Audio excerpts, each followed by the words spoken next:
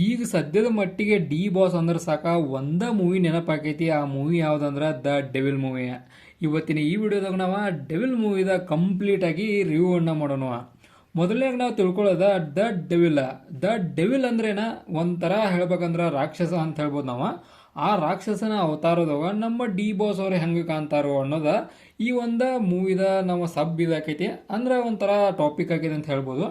ಈಗ movie details ಅನ್ನ ನೋಡೋದಾದ್ರೆ, ದ ಡೆವಿಲ್ ಮೂವಿನ ಡೈರೆಕ್ಟ್ ಮಾಡಿದ್ದ ಮತ್ತು ರಿಟರ್ನ್ ಮಾಡಿದ್ದ ಪ್ರಕಾಶ್ ವೀರ್ ಅವರ, ಆನಂತರ ಪ್ರೊಡ್ಯೂಸ್ ಮಾಡಿದ್ದ ಜಯಮ್ಮ ಮತ್ತು ಸರಿಗಮ ಒಂದು ಪ್ರೊಡಕ್ಷನ್ದವರ.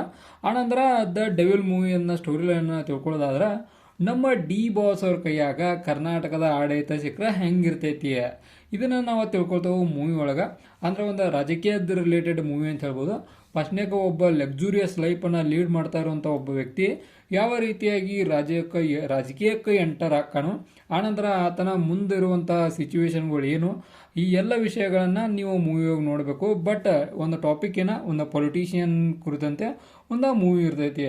ಮೂವಿ ಮಾತ್ರ ಅಲ್ಟಿಮೇಟ್ ಲೆವೆಲ್ ಒಳಗಿತ್ತು. ನನ್ನ ಪ್ರಕಾರ ಒನ್ ಟೈಮ್ ವಾಚಬಲ್ ಒಳಗೆ ಬೆಸ್ಟ್ ಆಫ್ ಬೆಸ್ಟ್ ಮೂವಿ ಅಂತೇಳಿ ನನಗನ್ನಿಸ್ತು.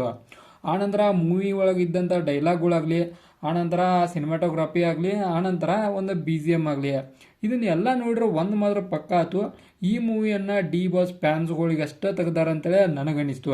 ಅಂದ್ರೆ ಮೂವಿಯನ್ನು ನೋಡಕ್ಕೆ ಕುಂತಾಯಿಂದ ಹಿಡಿದ ಎಂಡ್ ಮಟ ನೋಡ್ರು ಕೂಡ ಡಿ ಬಾಸ್ ಅಭಿಮಾನಿಗಳ ಕುರಿತಂತಿನ ಡೈಲಾಗ್ಗಳು ಬರ್ತಾವೆ. ಆ ಡೈಲಾಗ್ಗಳಿಗೂ ಅಭಿಮಾನಿಗಳ ಕ್ರೇಜ್ಗೂ ಎಲ್ಲ ಒಂದು ಸಿಮಿಲಾರಿಟಿಯನ್ನು ನಾವು ನೋಡ್ತೇವೆ. ಆನಂತರ ಮೂವಿ ಸ್ಟೋರಿಯನ್ನು ಅಷ್ಟೇನು ಭಾಳಷ್ಟು ರೀತಿಯ ಹೈಪ್ ಕ್ರಿಯೇಟ್ ಮಾಡುವಂಥ ಸ್ಟೋರಿ ಇರೋಕ್ಕಲ್ಲ, ಬಟ್ ಇದ್ದಷ್ಟು ಬೆಟರ್ ಒಳಗಿತ್ತು ಅಂತೇಳಿ ನನಗನ್ನಿಸ್ತು. BGM ಮಾತ್ರ ಬೆಂಕಿ ಲೆವೆಲ್ ಒಳಗಿತ್ತು. ಆನಂತರ ಎಲ್ಲಕ್ಕಿಂತ ಇಂಪಾರ್ಟೆಂಟ್ ಆಗೋದ ನಮ್ಮ ಡಿ ಬಾಸ್ ಅವರ ಅಭಿನಯ.